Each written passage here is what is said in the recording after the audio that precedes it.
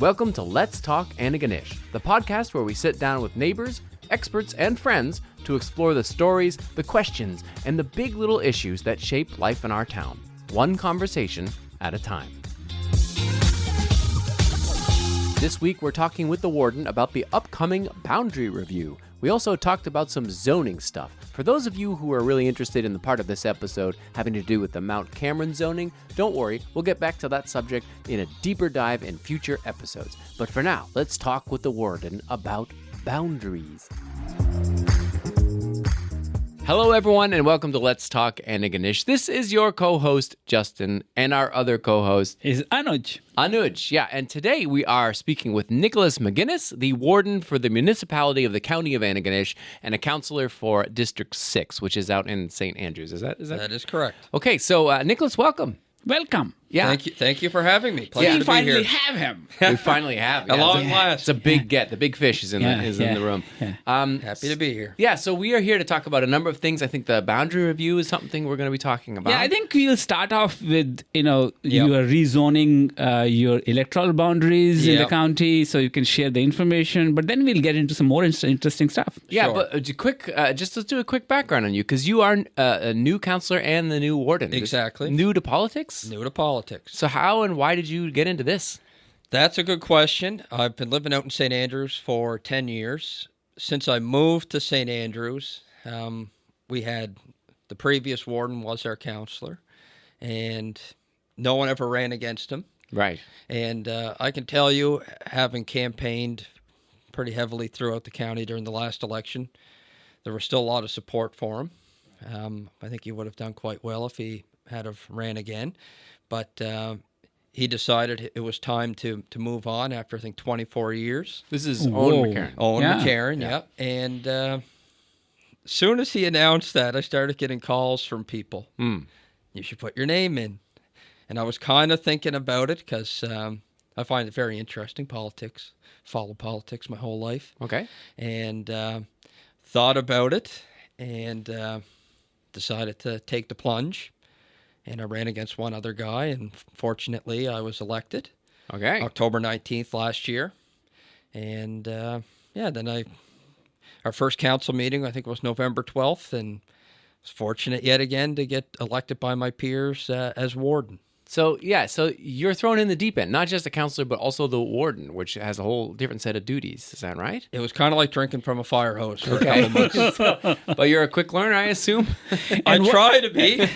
What issues kind of were kind of deeply engaging for you before you got elected in the county? Municipally, or from a municipal perspective, I guess I kind of watched mostly from afar the consolidation issue. And I think a lot of people were watching that, some closer than others. And I just thought it was really interesting, the whole engagement piece. And it really highlighted how important municipal politics really were. Like, it was kind of a dormant issue for probably a decade or more. There wasn't anything big happening, and people, I don't want to say they were tuned out. There were certainly issues that would have got people's attention, but it got pushed right to the forefront, especially in the community. So, I mean, that created a little bit of interest for me. Okay. Just, it's a happening thing, and people have opinions. And, I guess I wanted to get involved in it. Okay, so now you are involved. Are you enjoying your tenure? I am, far? actually. Okay. I've enjoyed it immensely. So it's been an incredible learning experience. Yeah. And some challenges. And, a year in, I think we're council as a whole and the municipality as a whole is in a really good place. Great. Well, we are going to hopefully have you back. This is great news. Yeah, because we'd like to talk about all the different things happening out in the county, including all the cool stuff you've learned. Yep. But today you've been brought in by Anuj, apparently. I've been summoned. You've been summoned to the table to talk about the boundary review. Yeah, this is the big issue before us between now and Christmas. Okay. Our goal is, and we don't really have much choice, we have to have it in by New Year's, is to submit to the Utility Review Board a new proposal for boundaries that are more equitably distributed in terms of numbers. Okay, so the boundaries, for those who don't know, there are different districts in the county. Different districts, most of which represent communities, But then you have some around the fringe area, which are more like district, make sure I get this right, District 4, for example, Councillor Brophy's district, is the only, I'm pretty sure, the only district without a community center, for example. Which one is that then? He has Appleseed. Oh, yeah. And Tamara Drive and parts of Briley Brook and Addington Forks, that area. So it's a really different mixture of but some smaller communities. Most of them will have like Heatherton, St. Andrews. Heatherton, like St. Andrews, Arizay. Trackety Monastery, Harbour Bushy, even Mary McClellan's district has the Cape and Arizay and those areas. That's my district. I can't wait to talk about the nonsense of that boundary in a moment. The proposal or the current? Okay. I don't know what the proposal is, but so this. Well, I have it here. We can look I can't at wait to get into it. But so the boundaries. So each boundary will elect their councillor, and then those are the ones who form your government. Exactly. Yeah. 10 total.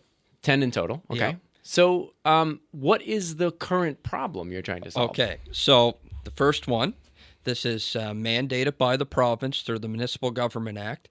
Every 8 years, municipalities have to go through an electoral boundary review process. And they're looking at two main things. Are the number of districts suitable? So do you have too many, too less? And is the distribution of electors relatively equal?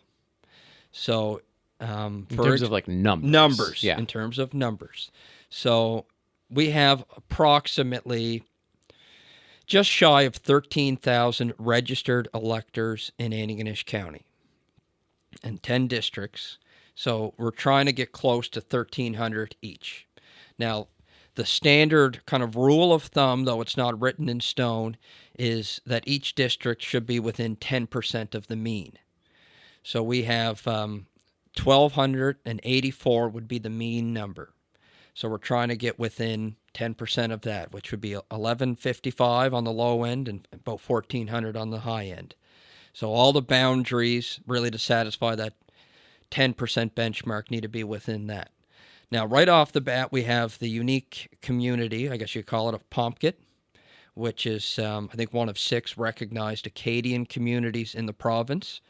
So for that one, we're proposing, I think, 916 electors. Why fewer? Well, because it's an Acadian community. And it has to be kind of maintained, that cultural identity. Oh, you don't want to add people from outside like French. Exactly. Well, we certainly don't want to divide it up. I see. Okay. That's the main thing. And the last election, and currently, the District 5, Pomkit, included Glen Eyre Estates, the mini home park out in, I guess you call it Lower South River, off of Taylor's Road. There's probably about 200 electors in there. And it's not really, I hope I'm not mistaken here, but I wouldn't consider that necessarily a part of the community of Pomkit. Some may disagree, but, I think that can be assumed. So we've removed that in the proposal and put it in with Heatherton. It's close to Heatherton.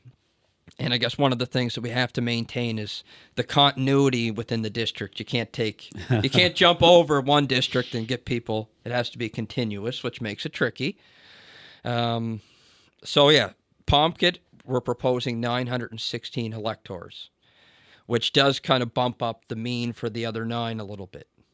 And we are quite confident that the Utility Review Board would accept that.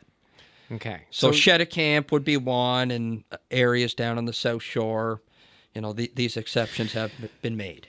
So these are, a process that you sit down and look at all the data, and there's a whole process behind it, and you're doing it meticulously and proposing it. Okay. So you're mandated to have equal numbers in the districts, essentially. Yep. That's what you're trying to do. In order to have equal representation. That sounds mathematically logical. It does. But you're also battling another problem, which is you have communities that have an identity. That's the big thing. That doesn't fit into 1,300 people. Yeah. So that's the nature of the discussions? That is the nature of it. And, moving eastward, it's been, I wouldn't say contentious, but it's generated a lot of interest because people really care about their communities. And I've heard from people, what about the fire departments? Okay. I'm in St. Andrews currently. I'm serviced by the St. Andrews Fire Department. What would happen if I get put into Heatherton? And I think for most of the fire departments, they have their own boundaries decided, which they may mirror the electoral boundaries or they may not. And I think if you're in an area of St. Andrews that gets removed from Heatherton, but you've been serviced by the St. Andrews Fire Department, as far as I know, that would stay the same. Yeah. It would be a sense. choice of the fire departments. Yeah. And I learned last night from a resident at the Heatherton session that different jurisdictions or different districts pay different rates to their fire departments. The St. Andrews Fire Department residents are paying 11 cents out of their 85 cents of property assessment towards the fire department. In Heatherton, a resident said last night they're paying 14. Mm-hmm. So the question came up, if I get moved into the Heatherton district, are more of my taxes going, or my taxes going to go up, essentially? So in one sense, these boundaries are completely arbitrary and meaningless. We've decided this is that community and this is not that community. But, Or decided by the arithmetic numbers. right. But on the other hand, there are real-world repercussions. One of them is fire department and taxes-related issues. I think there are catchment areas for like schools must be another one. Yep. So are there other things that are related to taxes that matter in a boundary sense? I don't think so. So just fire department. Yeah, and like I said, most fire departments have defined their own boundaries, and they do that process with the other fire departments. Yeah, but I do know that the fire departments, they have these agreements so that if you live in one place, it's not like they're not going to come from Heatherton to you in St. Andrews or whatever. No, exactly. They are sharing response services. Yeah, so it's a challenge, but the main thing for everyone at home listening to this is what you see before you in the proposed boundaries is just a first draft. Yeah. We needed to put something together that made sense from an electoral number to present and start the process. Yeah. We're flexible. We're holding public hearings in every community and one at the office to get feedback from people because, everyone knows their communities fairly well, but this is a great way to get people out and have their voices heard. Okay. And that way, we've learned a great deal through the process so far, and we're a little over halfway through.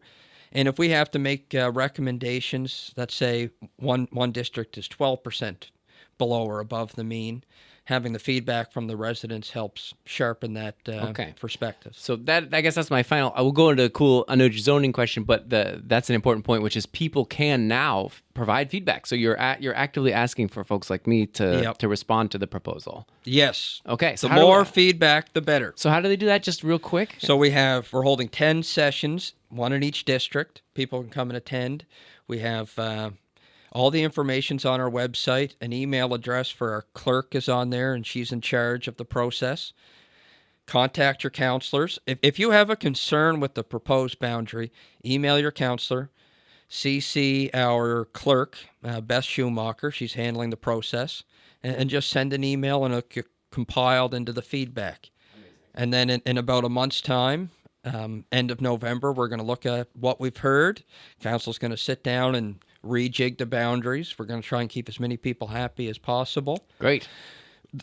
I do have to note, though, we send something into the Utility Review Board that gets rejected, then it's in their hands. Mm-hmm. And in 2022, they started this process, and they had hired Stantec to do it, and they looked purely at the numbers, and they chopped up communities. It was way worse than this. Yeah. Which is why we've decided to do it in-house. Okay. To save a little bit of money, too. Also nice. Okay, great. Over to you, Anuj. And just to make sure that it's official, a person in town cannot request you to change the boundary and push the town boundary into the county. No. That's not allowed. No, that's okay. totally... Just checking. It's a good question. Yeah, it's a boundary issue, right? Yeah. So I think let's talk about... Maybe they want to join the county. Yeah, absolutely. But you're welcome over in Pleasant Valley. We'll take you. Yeah. Come on, Sylvan Valley. So I think let's talk about that boundary and the around zoning issues. There are houses coming up, increasingly that so-called donut is urbanizing. Yep. And real issues like water and housing and sanitation and services and also issues of clearing snow and transportation and everything. So say a little bit, what is the big picture that you are seeing from where you sit? Well, we've been working with the town on the water and sewer issue, and the bulk of that funding has come through the Housing Accelerator Fund. You may have heard about that. We're doing a lot of outreach. Part of the Housing Accelerator Fund process is public engagement, feedback. So we're doing online surveys, floating ideas about potential changes to zoning bylaws, what type of homes can be built. One of them is accessory dwellings in behind homes. And, we're looking at doing upgrades to the sewer system in town, which needs upgrades. It hasn't been working very well the last number of years, as everyone has smelled. And funding is in place. They identified the problem last year. They have tenders out maybe 6 weeks ago for a screening unit at the front end. They is the town. The town, but right now we're paying 1/3 of the project, and they're the lead on it. And it's the same for the source water exploration and expansion. So the town is hoping to drill some wells near the water treatment plant in Briley Brook that would supplement the water inflow. Right now it comes from the James River. They have the James River Dam, and that's where the water comes from. And the dam was at fairly critical levels this summer, noting that we were in a once-in-a-50-year drought. I think 1975, according to a lot of farmers, was the last time it was this severe. So it's not the first time we've had a drought like this, but it does highlight the issue that we have to be prepared for these kind of things. The town is the lead on the project, and the entire Housing Accelerator Fund from an infrastructure perspective is looking at town infrastructure, which the county utilizes. But we also pay for it. We're like a wholesale customer. Right. We pay 1/3 of the sewer operating costs. Our water customers, we bill them out on a residential basis, and the town bills the county wholesale pricing. And water pricing is all determined by the Utility Review Board. So I don't think for either municipality a water utility is a revenue source. It's more of a break even. There's not much flexibility on that. And why 1/3? Why not 1/4? Why not 40%? Yep, that's a good question. We haven't had a sewer agreement since 2014. So in the late 90s, early 2000s, I can't remember the exact date, the town and county worked on a joint municipal sewer agreement. And at the time, I think the county was probably contributing 22% of the sewer inflow into the plant. They own the infrastructure, they had the capital costs, so we paid a premium. We're paying 1/3 of 22%. And that agreement expired in 2014, but we haven't had a new one, so that agreement is still what guides the policy. It's enforced. And we are in the process now of renegotiating that contract. It'll be good for both sides. And I think, might be 3 or 4 months into the study. So the county has 11 connection points that feed into the sewer system from around the fringe.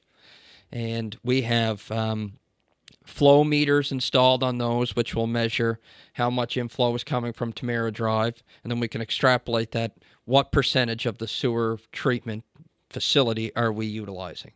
And, some early estimates are it's probably between 35 and 40%.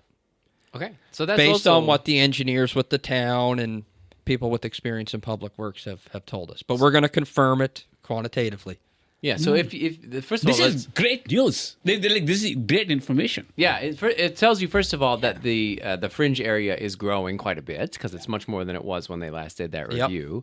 Yep. And 40%, that's interesting. So that just to clarify, if it turns out that 40% of the sewer is being used by homes in the county feeding into the town line, yep, then very likely the rate that you're paying from the county is going to be around 40%.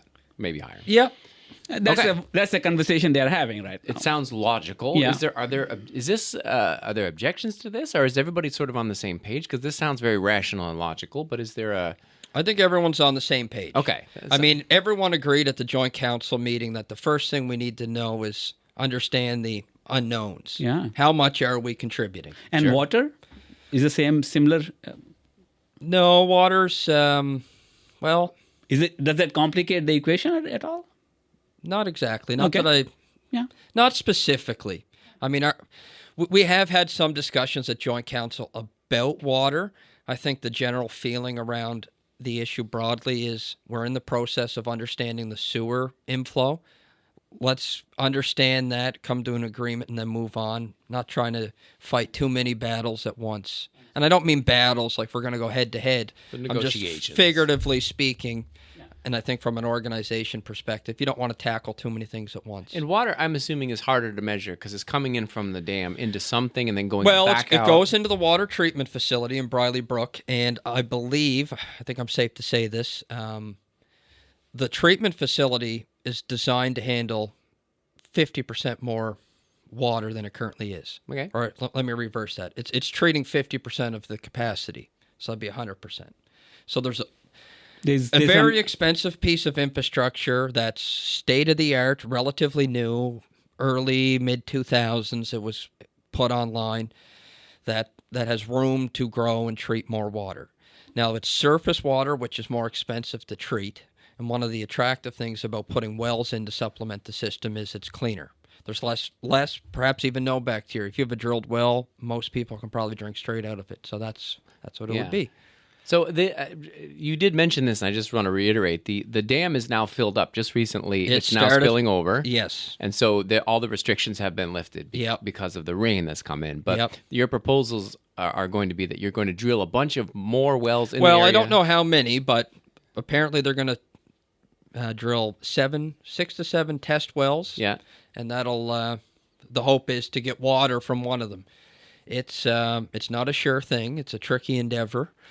The aquifer that they're proposing to drill into is the same one I think that the municipality of Shubenacadie uses. Oh, really? Yeah. I'm trying to remember what the aquifer's name is, but anyway, that seems very far away. Am I misunderstanding the distance? Like, is the aquifer that big? Like that geological structure spans much of the province. Oh my Lord. Okay. Yeah. It's like a giant underwater lake, essentially. So I would say a river. A river. Okay. Yeah. So there's a lot of engineering involved in this, and yes. Wow. So there are people who are working on this and looking at this actively. Yeah. Right. Yeah. Because I think one of the issues that you have covered earlier is disaster preparedness, and how does that, so if our climate has shifted, and if we are likely to face drought in the future years, we need to be prepared for new normal. And this is one way to do it. Yeah. Fantastic. That's smart. This is part of it. And I will say just an interesting point that a lot of people don't realize. The municipality has our own sewer treatment facilities. We have one in Pompkett, one in Heatherton. We have one in Harvard-Bushy, St. Andrews, South River near Dunmore. We actually treat more homes on our own systems than we use the town system for. Oh, that's good to know. A lot of people don't know that. We have our own water supply. There's one that just got constructed in St. Joseph's, which has had issues. The water tank has had issues several times, which has been frustrating, but up to 120 homes can be serviced out there. St. Andrews, the water supply in St. Andrews, I think services over 800 homes. So including, do you live on that system? No, I'm on a well. Okay, but most people in the middle of St. Andrews then, they have water coming in from a shared source and sewer going out to a treatment plant. Is that how that works? A lot of them do. Wow. Like Glen Air Estates would be a big component of that. Okay. There's 200 homes in there. Their water comes from the Lower South River well fields. Yeah. And their sewer goes to the Lower South River sewer treatment facility. This is fascinating, but I would like to get in another question. Yeah, because I know we are running out of time. Exactly. But I think this is first of many conversations. Looks like this is fascinating. Yeah, I could ask questions like this forever. Yeah. So I think two things that I would like to pivot to. One is the issue of urban planning is qualitatively different from, say, county rural planning in some ways, and increasingly you are getting into much more urban planning. Looks like. Yeah. Are there things on the horizon that you might look at? How do you urbanize some of the fringe areas and look at that comprehensively? Yeah, I mean, a lot of it will come from the developers because the private developers. But in terms of creating the rules of the engagement, and we're going through that process right now. Like, I'll give you an example. In Mount Cameron last fall, our very first council meeting was a public hearing, thrown right into the fire. And that area had been approved for duplex construction, and the proponent had decided that they wanted to switch from duplexes to quadplexes, and that created a lot of buzz. It ended up increasing the number of dwellings, I think from like 40 to 60, something like that. And they had to come in and redo their zoning agreement. That's why we had the public hearing. And it's just interesting to note that the impetus for that switch from duplex to quadplex was really brought on by the province, which provided HST rebates for quadplexes but not for duplexes. So it's part of the affordability issue. Per unit, it's a lot more expensive with that rebate to build duplexes than quadplexes. So it just changed the market landscape of that from the developer. But is that an incentive for the builder, or also it gets passed on to the user in some ways? I would say both. Okay. If the cost of construction per unit's going down, the rent, in theory, and I think if you looked at the price of a duplex versus a quadplex, the rent is cheaper for a quadplex. And is it the hearing was there because the county ultimately gets to decide yay or nay on the zoning? Yeah, well, it was a development amendment. So we're redoing the development agreement, I should say, which has to go through a public hearing process. And so the county does exert some control over the developers. Yes. Yeah. Okay. But also there was an imperative to increase number of housing because of the housing crisis, and that probably played into this. Exactly. And I talked about this housing accelerator fund where the money for water and sewer is coming from. That funding is directly tied into us meeting certain benchmarks for number of new homes constructed. Okay, so you're incentivized to We're say yes. incentivized to it, and there's a lot at stake if we don't hit those numbers. Yeah. Right. Great. Very interesting. I Wow. know. We could talk forever, but we'll have to. This is great information. Thanks for kind of sharing in that detail. You're welcome. And I'll point out again, we were talking about this beforehand, but the county does have a lot of this information on the website and through Facebook. It's updated quite regularly. Yep. Can you tell us just a bit about that? Because it seems to me, as we were saying, that you've really stepped up the game in terms of communicating this information to the public. So how are you doing that? Well, a lot through Facebook. It's a great way to get information out there. People are on Facebook all the time. We have everything on our website. We now put all of our meetings online through Zoom, so people can watch online from home. Not that many people do it, though. If we get 3 people watching a meeting, that's a big number. Fair enough. Which is kind of unfortunate. But it's there, and that matters a lot, I think, in terms of accountability and visibility. And don't be afraid to reach out to the municipal staff and ask them questions if you have questions, or reach out to your counselor. And if they don't know the answer, they can ask staff to help get the answer for you. Great. Well, this is great, and we'll definitely have you back because we're going to have more questions that you can answer. But I think the question that you typically ask before you end, are there things that you wanted to say but haven't shared with our Antigonish? No, I think we covered everything that we need to for now without getting into a whole other can of worms. But, Yeah, there are plenty more cans we'll be able to open up later. Yeah, I think so. Yeah. Yeah. But Stay tuned. But what is your aspirations for next 3 years in your term? Are there big ideas that you would like to pursue? Well, I guess Council went through a strategic priority setting process back in February, and water and sewer was at the top of the list, which obviously will include addressing the issues with shared infrastructure with the town. But I think we also would like to expand on our own infrastructure. Like I mentioned, we have as many people on our own water and sewers we do have using the towns. I'd like to grow that number. It's a great way to lower costs for construction, increase density in certain areas where appropriate, and it's just. And how's the relationship with the town these days? I would say it's good. Cool. Yeah, we've had several joint council meetings. I think the previous councils there was at least a year or so where they hadn't met after the consolidation issue. Yeah. So we've met with them, I think, quarterly. We're going into our 4th meeting with them. Relations are good. Great. So This is fantastic news, and I'd I'm like to hear that. optimistic. Optimistic, even. It's all good news. All right. Well, thank you for joining us. I really appreciate You're it. welcome. We'll have you Really back good. for sure. Oh, and good to have you here. Yeah. All right. Well, Thank you. see you later. Thank you for listening to Let's Talk Antigonish. If you like the podcast, don't hesitate to subscribe. Just go to letstalkantigonish.ca and click. Voila! You'll receive new episodes right in your email inbox. This podcast is a labor of love. Please consider making a contribution, small or large. maybe a monthly subscription. Depending on the level of public support, we would like to engage local producers and journalists to create more regular deep dive news stories about life here in Antigonish. Right now, it's just Anuj and I doing this in our free time. You can read all about the podcast and ways to support us at letstalkantigonish.ca.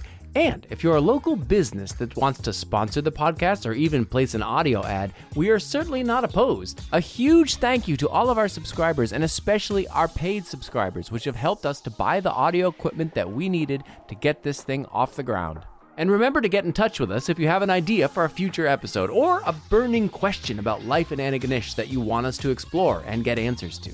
We welcome all feedback. Just email us at letstalkantigonish@gmail.com. Let's talk, Antigonish.